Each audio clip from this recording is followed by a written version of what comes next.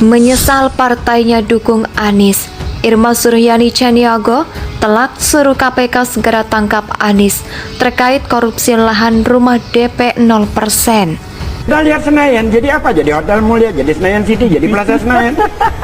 Kita lihat Sunter, jadi apa? Terus kita teriak, jangan angin ada banjir.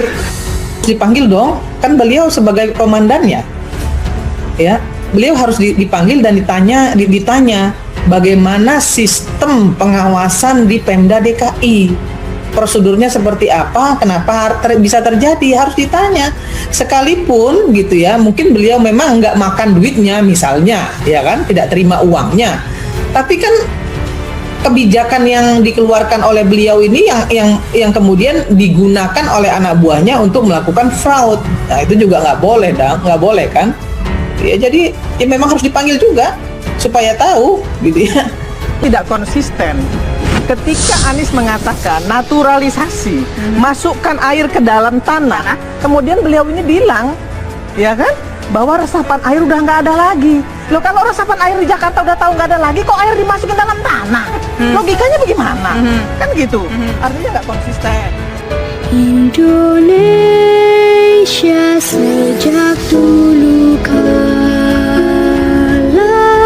tetap dipuja-puja bangsa.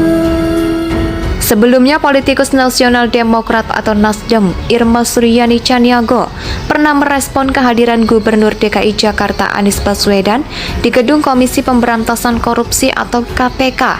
Seperti diketahui, Anies Baswedan hadir diperiksa sebagai saksi terkait dugaan korupsi pengadaan lahan rumah DP 0% di Munjul, Jakarta Timur. Program ini merupakan unggulan Anies yang tidak teralesiasi, tapi malah masuk ranah hukum. Menurut Irma, ada keanehan jika seorang gubernur yang punya program dan wewenang justru tidak mengetahui ada permasalahan dalam program janji kampanyenya itu dan memiliki kontrol kerja yang lemah.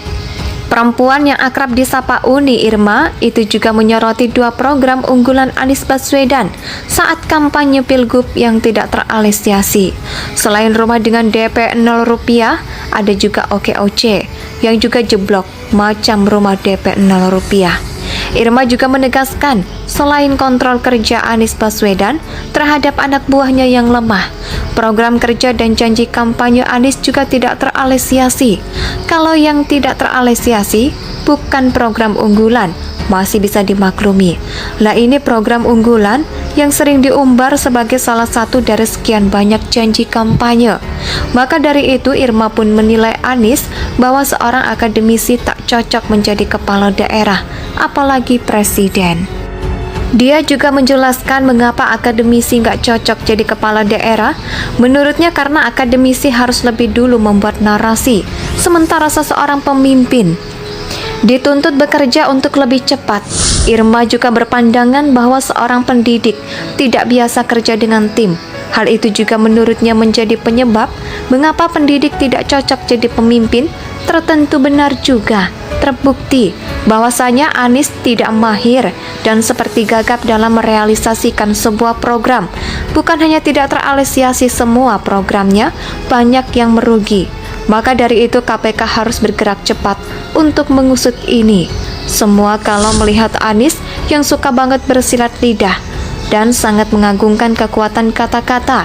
Dia bahkan tidak cocok jadi lurah sekalipun lebih cocok. Kalau dia menjadi motivator atau orator saja, itu pun cuma modal keluar-keluar doang, tapi action nihil. Jadi Anies memang tidak pantas menjadi pemimpin negeri ini. Namun Irma ini kan merupakan kader Nasdem. Tapi mengapa ia begitu getah sekali mengkritik Anies, padahal Nasdem sudah memutuskan untuk mengusung Anies sebagai capres di 2024 mendatang. Bisa jadi Irma sekarang sedang galau karena partainya malah mengusung orang yang dikatakannya nggak becus kerja itu. Itulah resiko jadi followers. Suka nggak suka harus ikut apa kata atasan. Kalau disuruh menjawab dengan jujur, Irma sebenarnya mungkin nggak setuju.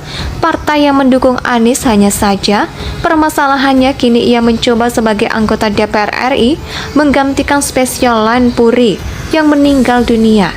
Disinilah letak ujian Irma sebenarnya, tapi kegeraman Irma Aku ini memang sangat bisa dipahami. Kok kualitas Anies memang jauh untuk menjadi seorang pemimpin.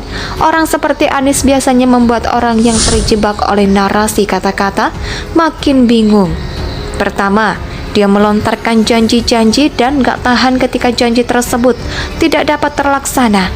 Ia akan menggunakan untayan kata-kata yang untuk mengeles, kemudian dia akan menggunakan sabun untuk cuci tangan, dan kemudian tiarap hanya orang bego yang mau tertipu berlapis seperti ini.